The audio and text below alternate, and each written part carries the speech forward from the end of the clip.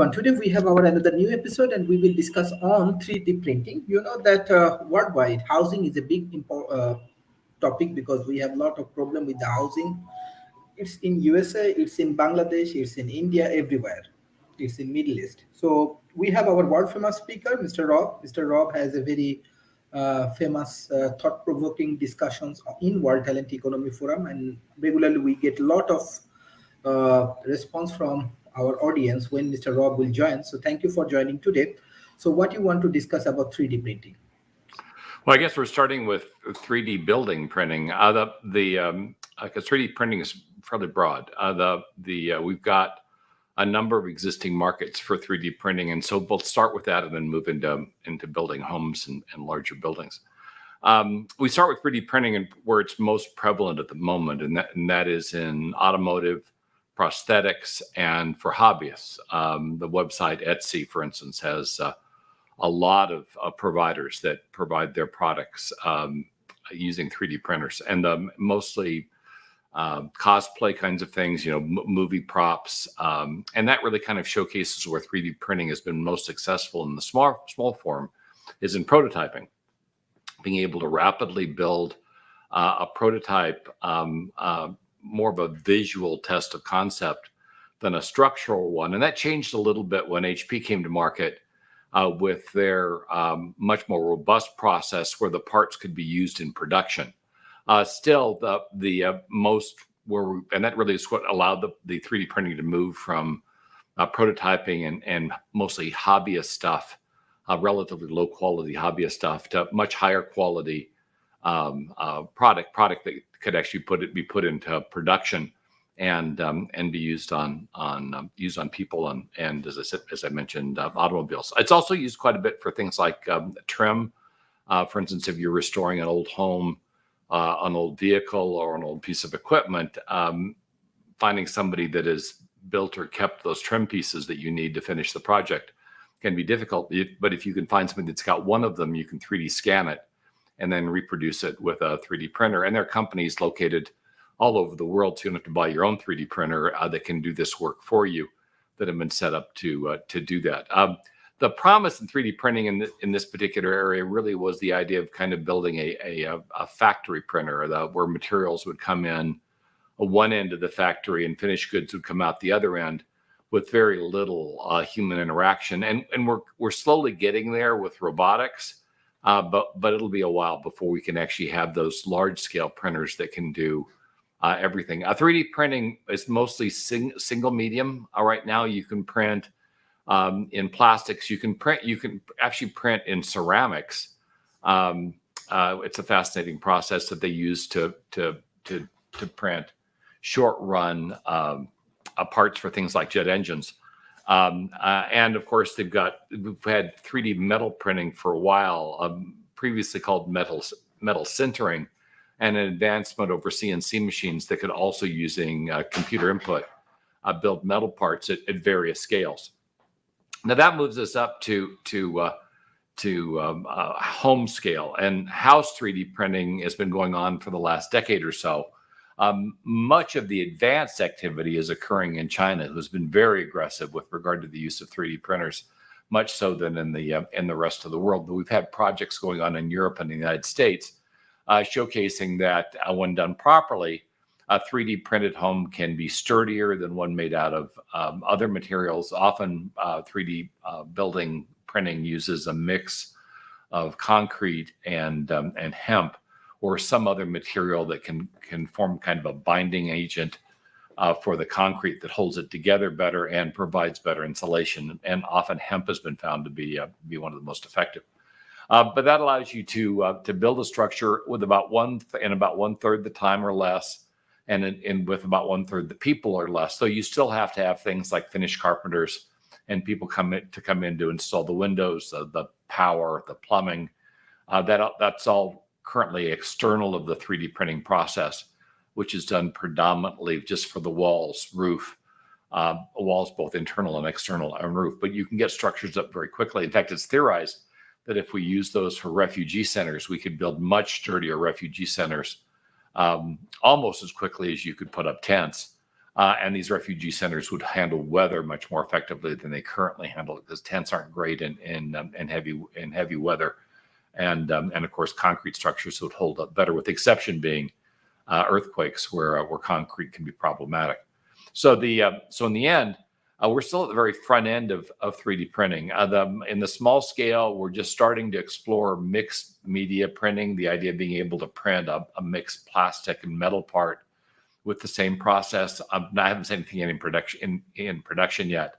We've had color 3D printing for a while, all the way down to the hobbyist level, and then of course the holy grail would be to be able to print finished products with embedded electronics. That's decades out. So our abilities are somewhat limited by the fact that we mostly can do single mode 3D printing at the moment. You can print metals, you can print ceramics, you can print plastics, but blending them together requires assembly and is not done within the 3D printing process. You could have 3D printers on an automated assembly line and have robots do the assembly to create something that would be very similar to a mixed mode 3D printer. But of course, that's expensive, and that's to a large extent how we build a lot of things now, using robots. So the combination of 3D printers and robots will undoubtedly give us this idea of a fully automated facility far more quickly than using 3D printers throughout. So that's my opening comments with regard to 3D printers. Dr. Sharif, you're muted. Thank you. I just want to know, like, as 3D printing is very new for South Asia, definitely. New every place. So, yeah. So what do you think? How we can collaborate more for this research and innovations, or how it gets some benefit, especially the real estate industry? Well, so with regard to real estate, we certainly mentioned the ability to build 3D printed houses. The cost is a fraction of using regular materials, and often the materials that you're using are far more readily available.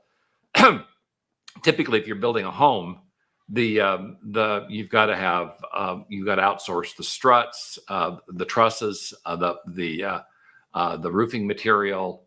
A lot of the trim pieces are produced outside of country, or certainly outside of your area. And with a 3D printer, much of that's handled by the 3D printer. You just need whatever the medium you're using to print with, as mentioned before, most often a concrete hemp mix. But those materials tend to be relatively available all over the world. And so it means far less in terms of transport cost, far less time between when you start the project to when you finish and have habitable dwellings. And particularly when you're talking about an emerging market where housing is a problem, people being able to afford housing is a problem, and building homes that can stand up to things like weather and earthquakes is very much a problem, because a lot of these shanty towns are not structured in a way that they can withstand weather events. And of course, with global climate change, those weather events are going to be far more pronounced. So there is a much higher need for low cost, relatively high quality, high structural strength buildings that 3D printing can perform a role in. And as we mentioned before, once you develop an expertise in a particular area, then that expertise can be used to develop unique products, and products that are perhaps a bit more advanced than products that are in the conception stage in other markets, and certainly products that can withstand the kinds of environmental issues that an emerging market has. Often in a developed country, you've got roads in, you can get materials to locations relatively easily. But in an emerging market, you might only have dirt roads, or if roads at all, access to power can be limited. And so having much more of a complete solution, one that comes in and is self-powered, that thinks through the fact that the 3D printer has to come in with the material that's going to be used to print, and that the local populace has to be trained up to be able to do things like put in the foundation elements and do the finished work, the wiring, the plumbing, and the finished carpentry, which is often done by local labor. So you get the structure up quickly, and then train up the populace to either finish their own homes once they've got a roof over their heads, or to take that training and help others finish their homes as a sustainable skill set as you transform shanty towns into much more sustainable structures, and thinking ahead and maybe making them more like our college use, where they're much more self-contained, where the industry, the education, and the living quarters are all co-located in the same superstructure, so that it can be better protected, and so that you can provide services at a much lower cost to which is what are now much lower income and currently largely unemployed population. So using this as a part of a way to do social engineering, and to make more sustainable, not just buildings but social structures, so that the social structures are able to self-sustain and then take their excess, much like we had in the beginning of the agricultural era where the excess material was used to move us into industrial automation. This could be the same kind of thing, where these structures then could exceed their capabilities in terms of providing self-sustenance, and then provide things for others, kind of like the old factory town, but much more modern, and put together with a much better thought to sustainability, not in terms of just reducing waste, but sustaining the structure and allowing it to last perhaps generations going forward. Thank you. Can you explain like some big challenges of 3D printing and how we can solve this kind of challenges? Well, the 3D printing, particularly with regard to structures, requires a deep knowledge of robotics. Both to build the 3D printers and to maintain them once they're built. These are relatively, they're complex machines. They're computer controlled to a large extent, because that's what you need to maintain the quality of the structure and make sure the plans that are created are properly translated into the resulting building. And so there's a set of skills, reasonably advanced, that are needed to construct the equipment, and certainly advanced skills to design it. However, the skills needed to maintain it are in line with any type of advanced equipment. So if you're able to maintain current generation tractors and construction equipment, those skills should be able to translate into being able to maintain 3D printers. Particularly if you're able to understand and maintain concrete delivery systems and concrete pumps, because to a large extent, that's the skill set that's going to be used in 3D building printing, is to make sure that concrete, not to let that concrete set up inside of the equipment, that you properly clean it, and that you make sure your formulations are proper. Much of the problems we've seen in building concrete structures in emerging economies are people that are using concrete mixes that are too cost reduced, that too much sand in it, not enough concrete, and then under stress, and the concrete fails. Also, the creative use of materials like hemp as part of the bonding agent for to hold the concrete together could also be important, and being able to explore other materials that are perhaps more prevalent to where the emerging economy is another way to look at this, and also different materials. Nothing says you couldn't build homes out of repurposed plastics, repurposed rubber. There's a lot of work going in right now, for instance, to take a 3D printing light technology, combine it with used tires, which have been an historic problem to get rid of, and using that to build roads. Nothing says that you couldn't use that to build. Certainly, you have to make sure you understand the nature of off-gassing with regard to that material. But you could certainly use that kind of material as an external structural element to better seal the structure when it's done, and perhaps make it much more easy to at least much more easy to heat, because of the nature of the material. So there are a lot of things that could be done because of the low cost requirements of the area. A lot of the advancements that you would expect to occur in an emerging environment could create technologies that would be lower cost and more competitive in areas where infrastructure didn't exist, in order to address the local problems, and then address problems in other countries that are very similar, even in developed countries where the development is going to be far removed from an existing ecosystem. So the structures have to stand on their own. Say, for instance, in parts of Alaska in the United States, or in any of the deserts, where there just isn't any infrastructure, and putting in infrastructure would be wicked expensive. So looking at making sure that you're using the advantages that you have, which is the need to develop very low cost, low maintenance types of things, and then finding a way to market those skills once developed to other countries that also need those skills for the projects and structures that they have. Thank you. How different startup they can engage with this kind of business, and is it sustainable business? What do you think? Or it's very new for this market? Well, it's both new, but it's sustainable. The businesses that have gone in have, to a large extent, been profitable if they can identify their customer set. Most of the businesses that I've been engaged with or have seen are folks that are building things like automotive parts or prosthetics, which are existing markets that are currently consuming 3D printed materials. I'm also, of course, familiar with the folks that have developed this for kind of a prosumer, hobbyist level, but hobbyists that sell these personalized parts and products to individuals, kind of much like sculptors and painters have done in the past and continue to do in terms of the creative side. A lot of us have creative skills that are unique and might be very attractive if we could just turn those creative skills into products that we then can present online through a social site like Etsy, and gain money that way. There is, I think it was maybe Cisco that developed a town that had a lot of handmade goods, but no market outside of their local municipality, and then they showcased how they could put up websites, market, and then ship these goods, and it turned the town from being a poverty center into a profit center.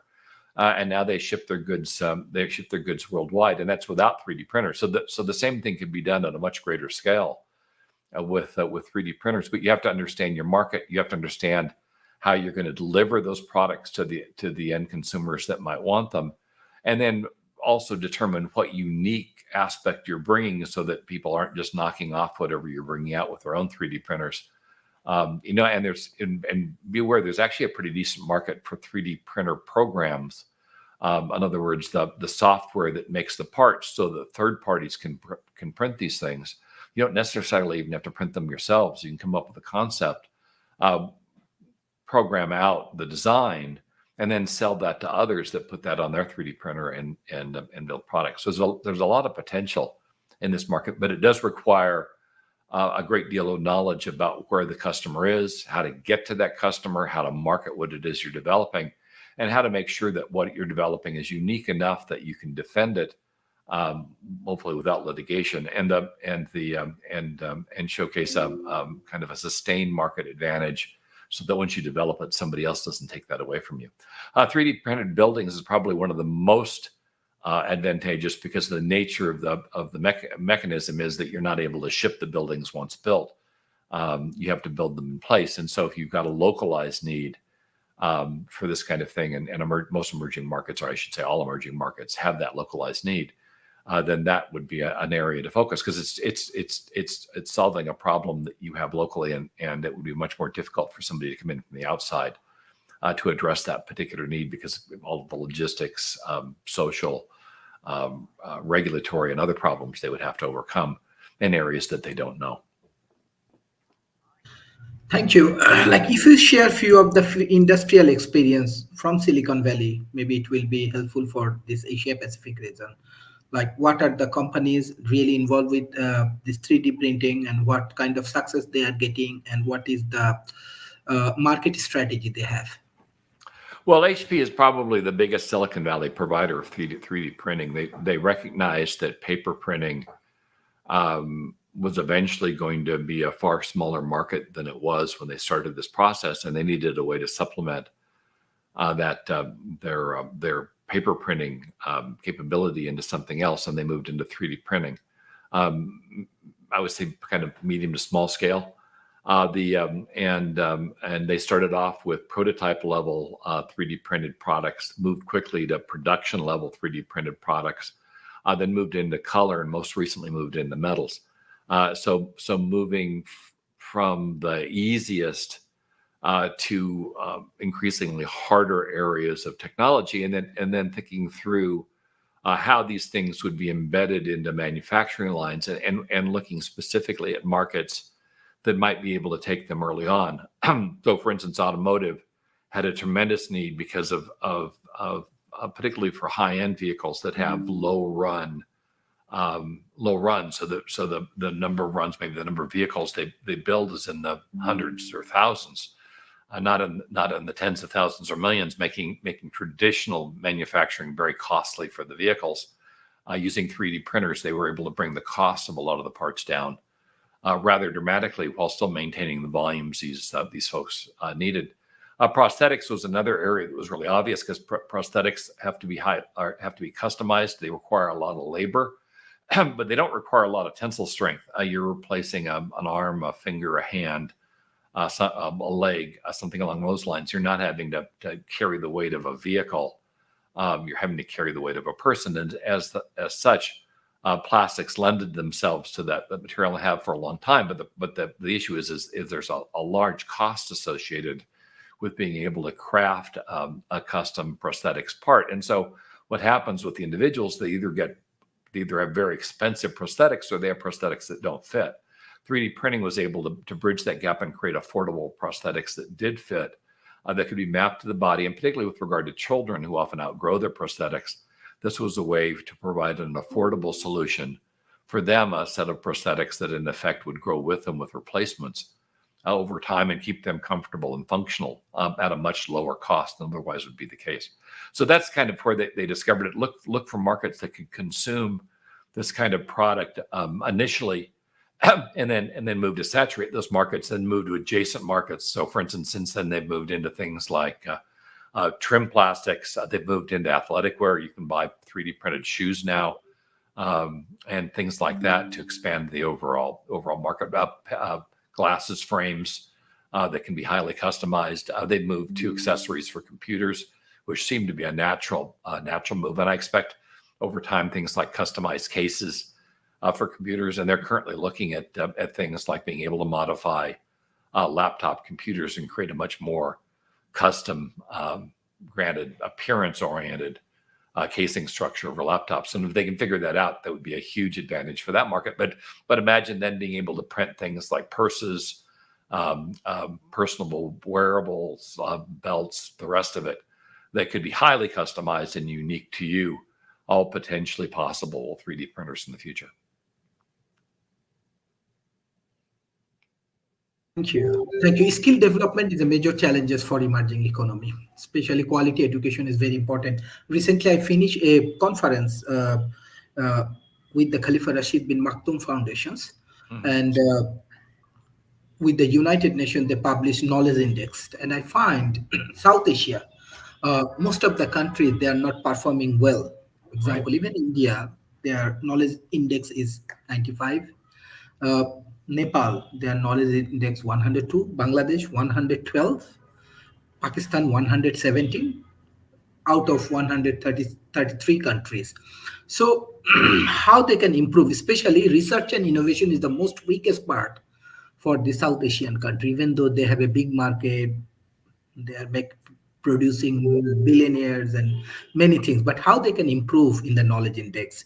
Definitely 3D printed and this kind of research and innovation is part of this thing. That is the objective of World Talent Economy Forum, and you are also part of this team. So how they can improve, how they improve research and innovation?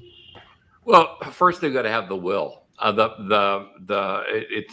It's hard to do anything if you don't have the will to do it, and certainly there's a lot of upfront cost associated with making that happen. Often, I think Japan probably is an area to look at, because if you remember, going into the Second World War, Japan was relatively primitive, and China very similar. Coming out of the Second World War, they were still relatively primitive. And their respective governments at their opportune time said this was important enough to fix. And the countries sent their people out into other countries to learn how to do things, and then brought them back to teach the countries ecosystems to how to do the same things, and they advanced relatively quickly after that. I mean, after hundreds of years of resisting advancement, in a few decades, Japan went from being a backwards country to being one of the most advanced in the world, and China, of course, has done much the same, almost quicker. And now the rate of change is phenomenally fast. Now, granted, coming with it were a whole bunch of social challenges they had to deal with, and disruptions. Whenever you're introducing a level of change that this required, there were large influential groups that were pushing back because of traditions that were being violated, and getting over those were problematic. But both countries have effectively done so and have advanced as a result. But at the very start, it required the government to have a will to want to change, to make this a predominant priority, and to put in place programs that allowed people to go out and return successfully and be able to be performant. That if you don't allow that, if you either try to keep people in country so they don't go abroad to learn, or if you're not attractive enough so that they come back, a lot of the problems in emerging economies is once they do get somebody that's educated, that person doesn't want to live there anymore, and so they go off and live in another country, and the benefits of that education then occur someplace else. It doesn't occur back in the firm. There've been incentive programs that have been moderately successful, or that tie the funding of education to a work requirement back in country, but the end goal is to make it attractive. In other words, when you force somebody to do something they don't want to do, they're not going to be as effective as if they want to do it. And so if you can create enclaves where people want to be, where they want to work. If you look at Dubai, for instance, Dubai's slowly becoming kind of a technology showcase, and that first was because they created an area that people wanted to live. And it's a much friendlier place to live and work than it was in the past. And the end result is they're able to retain much more talent now as they change that country and that economy from a petrochemical economy to something else, which they recognized they were going to need to do. So again, it showcases the foresight of the government to want to make a change and bring the country forward, but without that foresight, that will to make a change, this can't happen. And really, at the core of this is you have to create areas where the innovative folks, kind of like Silicon Valley was in the United States, where innovative folks congregate. They want to be there. They want to work with other innovative folks, and they're working on something that is unique and uniquely beneficial that they can't really get anyplace else. And so they're both intellectually driven to the area and financially driven to the area. And you provide a place where their families can grow up, good schools, good ecosystem. You see Saudi Arabia working towards those ends as well. Israel, I think, has done a decent, but despite obviously some recent issues. But the Israeli ecosystem is pretty much second to none inside the country. They built it up, and so a lot of the research in terms of advanced cyber development, cybersecurity, computer parts, and fabrication are now done in Israel, and that really wasn't much of anything a few decades back. But it requires you really building areas where these things are possible.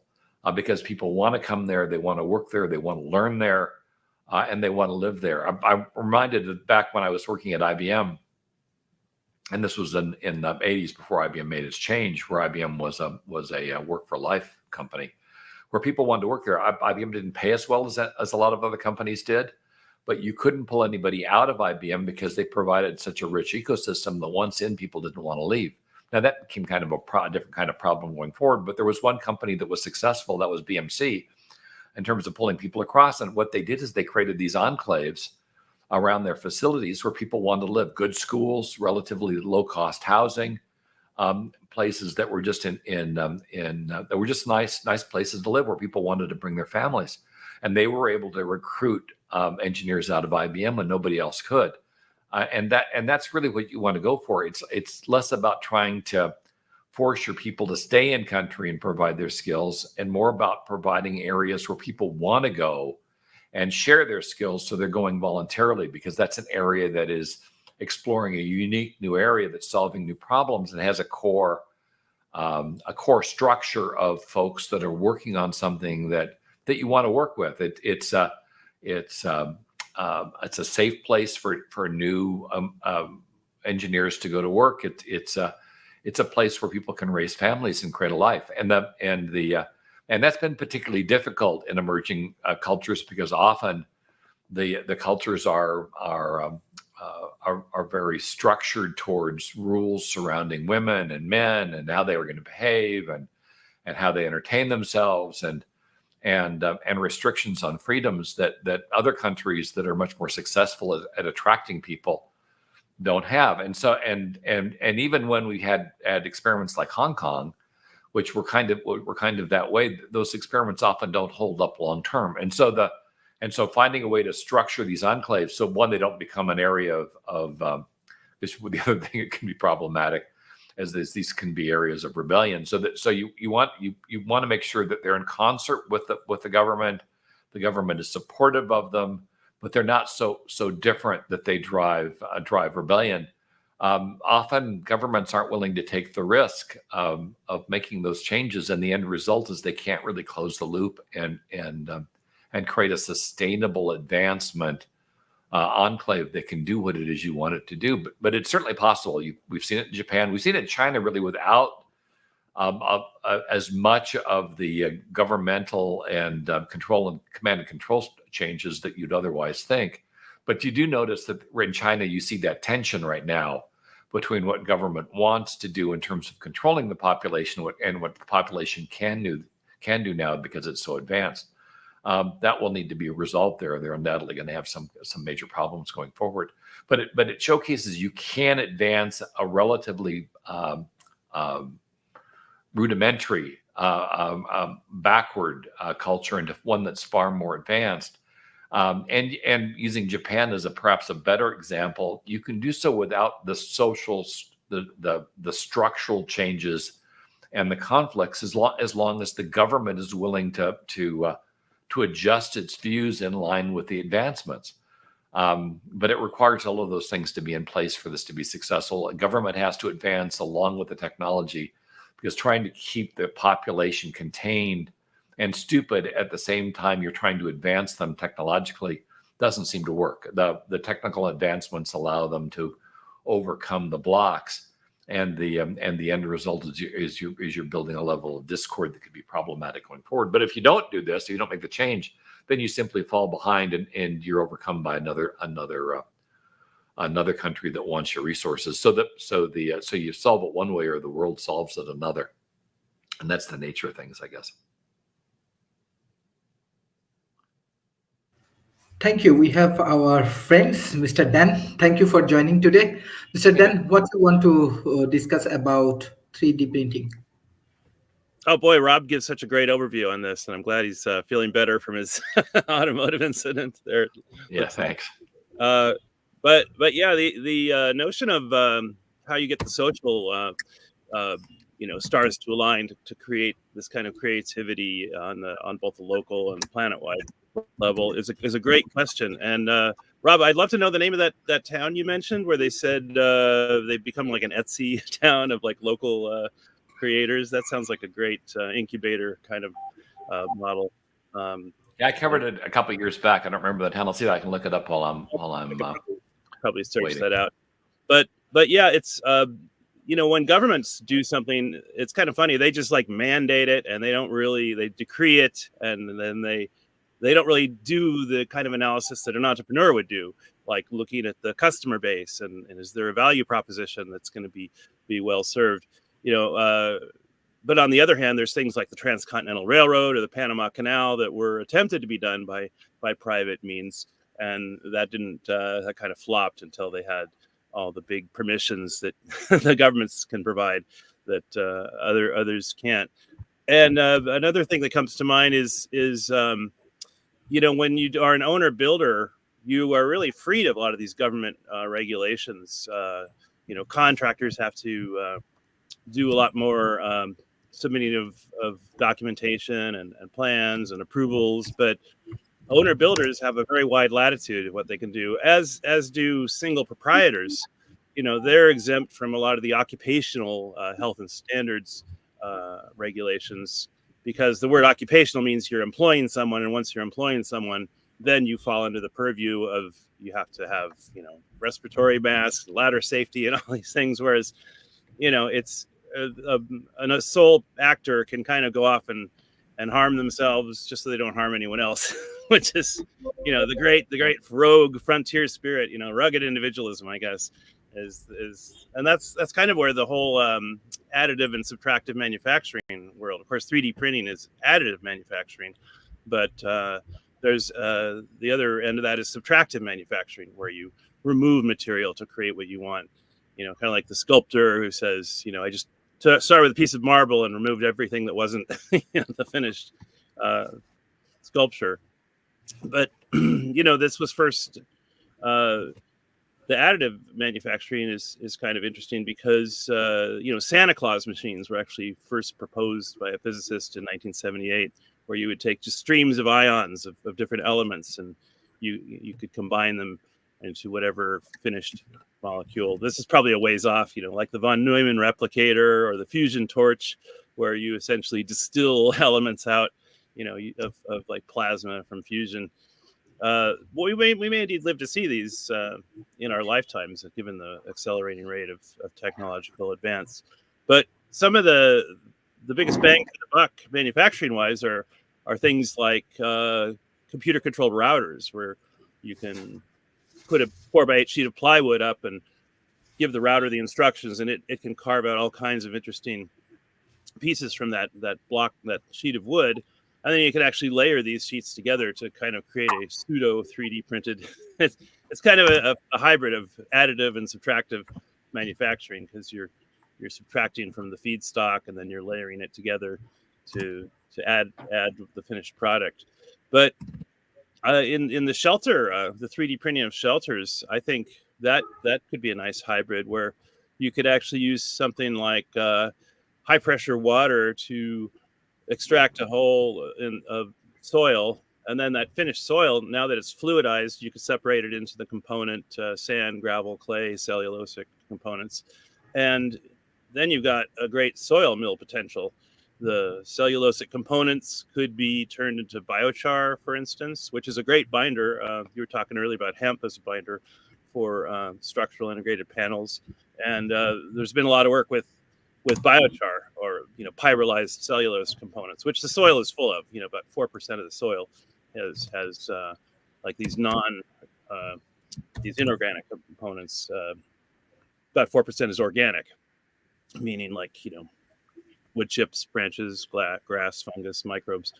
So that can be done very cheaply with concentrated solar energy, actually. And this is all on-site kinds of stuff you could do. So it seems like the makerspace thingiverse, hackerspace people should be thinking of a tool which could take the existing soil, process it into an additive structure, and then getting the material in situ from subtractive structures. So you'd end up with a below ground cavity and an above ground shelter.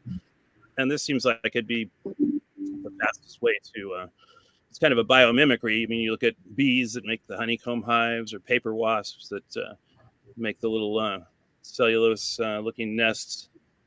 So, but yeah, the local maker spaces, I think those are the future, because they actually don't just build products. They build relationships. They build persons, personal fulfillment. It's like permacultures have a saying, we're not about growing plants, we're about growing people. And when you put people together in the right kind of creative incubation space, wonderful things can happen. And that's why I think local libraries should really be pressured by their local citizens to rent out these kinds of tools, large scale shelter building tools, rip wraps, even something as simple as a laser engraver, is a great way to get started into makerverse, makerspace kinds of activities. You can buy them pretty cheap. I think, under a couple $100. You you can just start. The laser will burn, kind of like the old wood burning kits you might have got for a Christmas present back in the day, where you take a soldering iron and darken the wood, and you can do all kinds of clever, creative stuff. But I was kind of all over the map there, but I really loved what you've been talking about so far, and this is a great topic. I hope I can ask a couple of questions before I leave.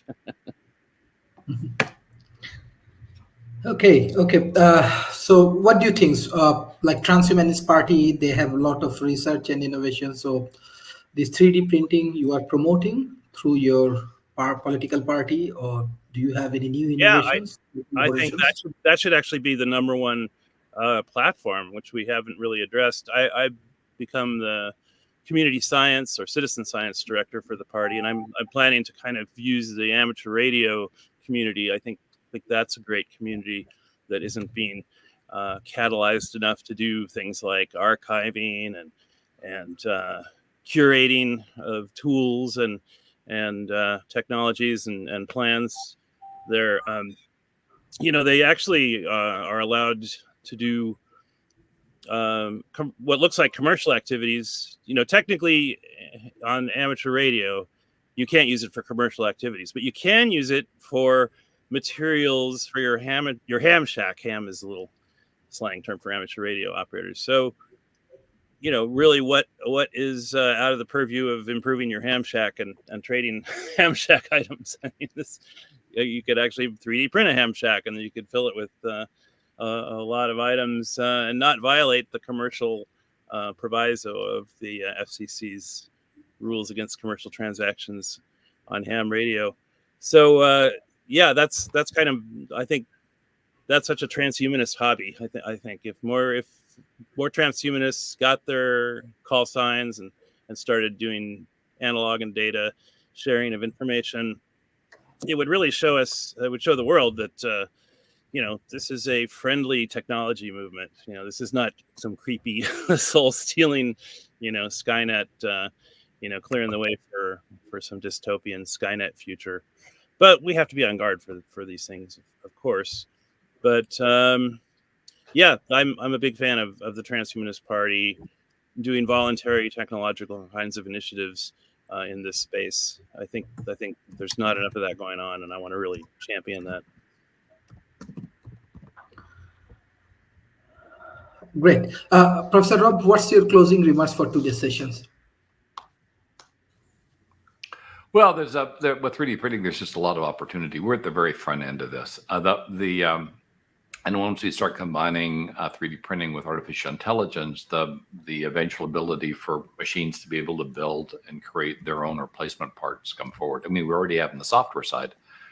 We're already showcasing this capability with no code efforts that allow an AI to in effect rebuild itself over time. We don't have that connection yet with hardware, but with 3D printers, we'll be there. And that certainly provides the opportunity for things like space exploration or for facilities that are far removed from human areas of human habitation, bottom of the ocean stuff, top of the world, top and bottom of the world stuff, places where you really don't want to put people if you can avoid it. To create self-sustainable structures that could do the research in areas that we've been unable to do at this time, even being able to send much more advanced efforts into outer space. So the 3D printing has both real-time and current applicability and long-term potential to change how we manufacture, how we repair, how we support equipment worldwide. And once we combine it with artificial intelligence, being able to automate all of that will bring forward the underlying case of self-sustaining equipment, self-repairing equipment, and the potential promise that those of us that don't like working and tinkering with things to keep them working, that those things will be able to do it for themselves for once, and maybe keep working longer than the couple years that current technology allows them to work. But in any case, it's a game changer, and the nature of the change really will be, or the big change will be, when we can actually not only do mixed media printing, but be able to embed electronics, and so we can print complete products. We're decades off, but not a lot of decades off, and that will be the true game changer. Thank you. Mr. Dan, what's your closing remarks? And if you want to share some of your view for 3D printing research and innovation, you can share with us. Yeah, well, Rob mentioned the term prosumer, which I think is kind of a pivotal term. It's a contraction producer consumer, or it might mean professional consumer. But yeah, I think we're moving from a consumer economy to a prosumer economy, and we're moving from top-down structures to cooperative peer-to-peer structures, and all of this is very well embodied in the burgeoning makerspace movement. And it's just a law of human nature, kind of that people will tend to support something that they had a hand in creating. So we have a huge problem with political apathy, and I think the solution to that is get people to create their society and the structures and technologies of their society. And I think you're going to see an amazing renaissance of citizen participation and civilization. So thanks again for the opportunity. This is a great topic. I hope it crops up again. Thank you, Professor Rob and Mr. Dan, for your continuous support for World Talent Economy Forum. And definitely, that we are engaging with different countries, with conference, with business incubations. We are going for real actions. So if you want to join in our team, and we want to welcome you all, and let's some progress. Thank you, Professor Rob. Thank you, Mr. Dan. Thank you. Bye-bye and take care.